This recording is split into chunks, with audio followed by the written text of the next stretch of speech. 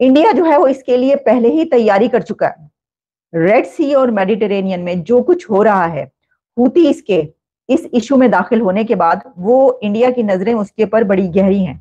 और यही वजह है कि इंडिया ने पहले से ही तैयारी कर रखी थी और उसने अपने कहा गया डिस्ट्रॉयर्स और इसके अलावा शिप्स और आईएनएस जो हैं वो वहां पर भेजे जा चुके हैं। और जब ये रेड सी वाला सारा प्रकरण चल रहा था, पीछे क्या किया, सोमालिया के पायरेट 2017 के बाद पहली बार एक्टिवेट हुए। 6 साल बाद सोमालिया के पायरेटों ने भी एक जहाज किडनैप करने की कोशिश की, उसको भी, वो माल्टा का जहाज था, उसको भी इंडियन नेवी ने बचाया। वहां भी इनके जख्मों पर नमक छिड़क गया। फर्स्ट रेस्पॉन्डर इंडियन नेवी है। तो ये जो इंडियन नेवी का भी बढ़ता हुआ वर्चस्व, भारत की इंडिपेंडेंट फॉरेन पॉलिसी इससे तंग हो रहे हैं। ये जो मैप आप देख रहे हैं मेरे सामने, इसमें दो इंपॉर्टेंट चोक पॉइंट्स हैं, स्ट्रेट ऑफ हार्मोज है और बाबुल मंदेब है। यहाँ पे ये सारा, ये इधर इंडिया ने अपने जो है वो डिस्ट्रॉयर भेजे हैं। उसकी वजह यह है कि आगे जाके जब ये रेड सी से गुजर के तो स्विस कैनाल से मेडिटेरेनियन सी में जाती है ट्रैफिक, तो वो यूरोप, और फिर यूरोप से आपको पता है चीज़ें लेके सामान इंडिया का पहुंचाती भी है और वापस भी लेके आती है। सो बेसिकली ये जो क्वेश्चन है ये ग्लोबल सप्लाई चेन का क्वेश्चन है। ऐसे आइंदा आने वाले खतरात जो हैं वो बढ़ सकते हैं। That is why India is investing so much in maritime domain. That is why India is investing in जो एयरक्राफ्ट कैरियर हैं।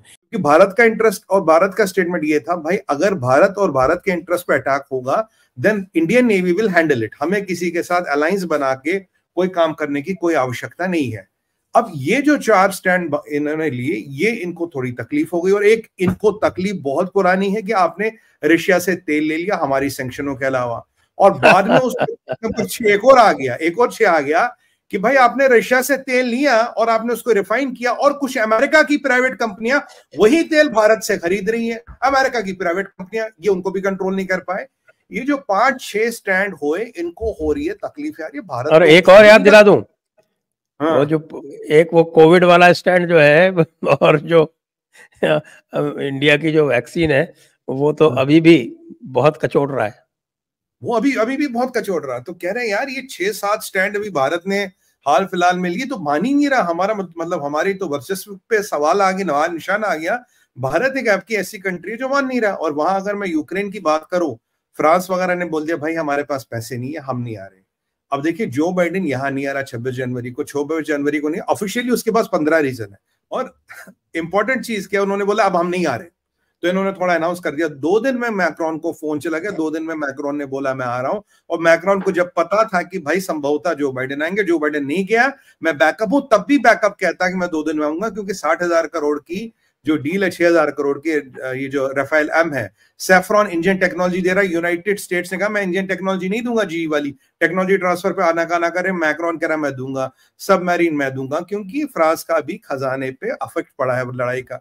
और जो 10 देशों की अलायंस थी, इसमें से स्पेन निकल गया, इसमें से फ्रांस ने बोला हम नहीं जा रहे। अब बचा ऋषि सुनाक वाला यूके को छोड़ के बाकी लगभग सारे देश जा रहे, हम नहीं जा रहे। अब उनको पता है यार जब तक ये साथ मेरे चलेंगे नहीं तो मैं इन होतियों से निपटूंगा कैसे। और मेरा एक यहाँ अजरबैजान आर्मेनिया में फ्रंट खुल रहा है, एक रेड सी में खुल रहा है, एक यूक्रेन खुल रहा है, एक हमास वाला खुल रहा है, और ताइवान वाला कभी भी खुल सकता है। और दुनिया में एक आध जगह और कोई खुल जाए, वो भी संभव होता है। और जब ये रेड सी वाला सारा प्रकरण चल रहा था, पीछे क्या किया, सोमालिया के पायरेट 2017 के बाद पहली बार एक्टिवेट हुए। 6 साल बाद सोमालिया के पायरेटों ने भी एक जहाज किडनैप करने की कोशिश की, उसको भी, वो माल्टा का जहाज था, उसको भी इंडियन नेवी ने बचाया। वहां भी इनके जख्मों पे नमक छिड़क गया। फर्स्ट रेस्पॉन्डर इंडियन नेवी है। तो ये जो इंडियन नेवी का भी बढ़ता हुआ वर्चस्व, भारत की इंडिपेंडेंट फॉरेन पॉलिसी इससे तंग हो रहे हैं। और लास्ट इनको जो बिल्कुल कहते हैं ना, last nail in the coffin था, जब इन्होंने अभी जो कैलिफोर्निया में राधा स्वामी टेम्पल पे अटैक हुआ, ग्रेफिटी बनी, जब बिंद्रा वाले, खालिस्तान, ये सब बकवासबाजी लिखी गई वहां पे, तो डॉक्टर जयशंकर साहब ने बिल्कुल क्लियर बोल दिया, बोले you are giving them space, तुम उनको जगह दे रहे हो। बहुत बड़ा डिप्लोमेटिक स्टेटमेंट था, you are giving them space, यदि आप उनको जगह ना दो तो आप ये नहीं कर सकते। में अमेरिका यही समझता है कि ये जो हूतीस की तरफ से ऑयल टैंकर को निशाना बनाया गया है या रेड सी में जो शिप्स को निशाना बनाया जा रहा है, असल में वो अमेरिका को पैगाम भेज रहे हैं कि उनका मकसद क्या है। हूतीस ये कह रहे हैं कि गजा जो जंग है इसको रोका जाए, उसके हमलों को रोका जाए, कम किया जाए, और इजराइल का जो कंट्रीज साथ दे रहे हैं उनको भी एक तरीके से ये धमकी होती है। और अमेरिका को तो जाहिर है कि फिर एक डायरेक्ट धमकी ही होती है। तो अमेरिका भी ये कह रहा है कि ये हूतीस की तरफ से उनके लिए पैगाम है। लेकिन ये भी बात याद रखिएगा कि ऐसा नहीं है कि दूसरे कंट्रीज को इससे कोई नुकसान नहीं है या उनको कोई खतरा नहीं है। इंडिया जो है वो इसके लिए पहले ही तैयारी कर चुका है।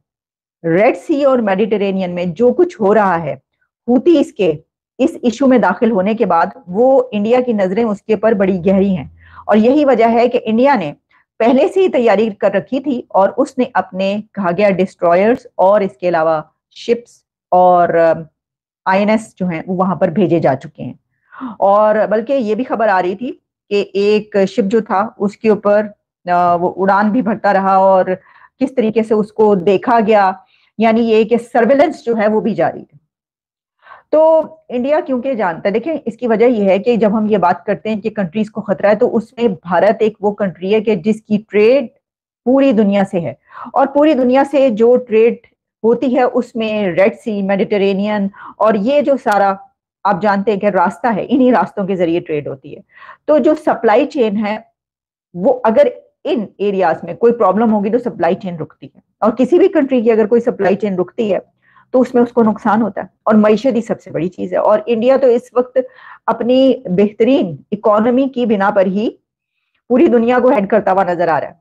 तो ये सिलसिला है। अच्छा, अब ये जो हूतीज की तरफ वापस लौटते हैं तो इसमें ये कहा गया है कि वो इंडिया का ऑयल टैंकर नहीं था, बल्कि जो ये कहा गया कि इंडियन फ्लैग टैंकर था, ऐसा नहीं है, उस पे क्रू मेंबर्स थे। लेकिन फिर भी जैसे मैंने कहा कि ऐसा नहीं है कि वहां पे खतरा ना हो, और इसी बिना पर अब वो अपनी काफी वहां पे प्रेजेंस है इंडिया की उस रेड सी और मेडिटेरेनियन में, वो बिल्कुल संभाले हुए हैं कि किसी भी किस्म की कोई ऐसी चीज होगी तो हम उसका जवाब देंगे। सबसे बड़ी प्रॉब्लम ये है कि मेरीन लाइंस इससे डिस्ट्रक्ट होती हैं, और अगर मेरीन लाइंस या मेरीन सप्लाई लाइंस डिस्टर्ब हुई तो it is going to be a havoc.